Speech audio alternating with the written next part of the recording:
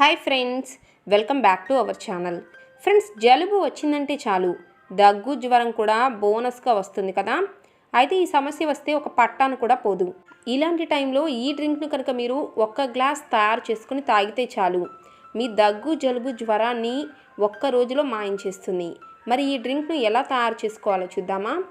దీనికోసం ముందుగా gas on చేసి ఒక బౌల్ని పెట్టుకోవాలి. ఇందులో ఒక గ్లాస్ నీటిని తీసుకోండి.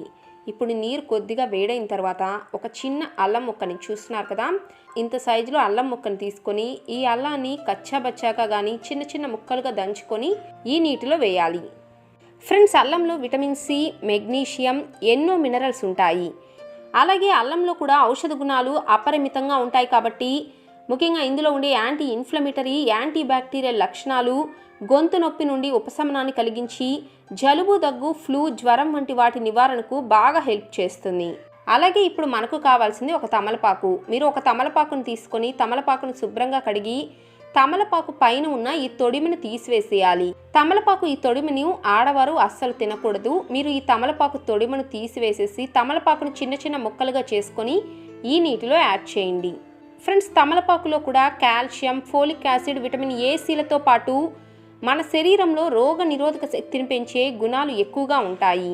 అలాగే జలుబు, జ్వరం, దగ్గు, గొంతు నొప్పి ఇలాంటి సమస్యలను కూడా చిటికలో మాయం చేస్తుంది. అయితే తమలపాకును ఒక ఔషధంలాగా మితంగా మాత్రమే మనం తీసుకోవాలి.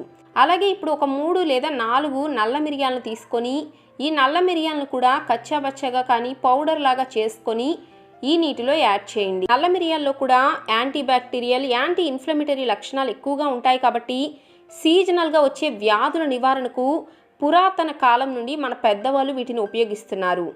ముఖ్యంగా మన శరీరంలో వ్యాధి నిరోధక శక్తిని పెంచడానికి కూడా బాగా హెల్ప్ చేస్తుంది. అలాగే ఇప్పుడు ఇందులో ఒక 10 తులసాకులను కూడా తీసుకొని తులసాకులను శుభ్రంగా కడిగి వాటిని కూడా ఈ నీటిలో యాడ్ చేయండి. ఫ్రెండ్స్, తులసాకుల్లో ఉండే ఔషధ గుణాలు కూడా జలుబు, దగ్గును తగ్గించడానికి గ్రేట్గా హెల్ప్ చేస్తాయి.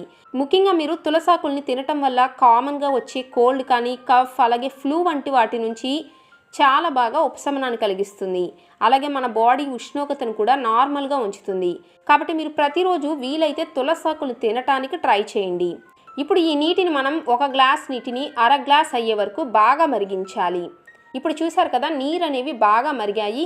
ఇప్పుడు గ్యాస్ ఆఫ్ చేయడానికి ఒక 2 నిమిషాల ముందుగా మీరు ఇందులో 1 స్పూన్ మోతాదులో బెల్లాన్ని యాడ్ చేయండి. అయితే తెల్ల బెల్లాన్ని యాడ్ చేయకూడదు. నల్లగా ఉండే బెల్లాన్ని కానీ బ్రౌన్ కలర్లో ఉండే బెల్లాన్ని మాత్రమే యాడ్ చేయాలి. ఇప్పుడు బెల్లం కూడా నీటిలో బాగా కరిగాక మీరు గ్యాస్ ఆఫ్ చేసుకొని ఈ నీటిని ఒక గ్లాస్లోకి వడకట్టుకోవాలి.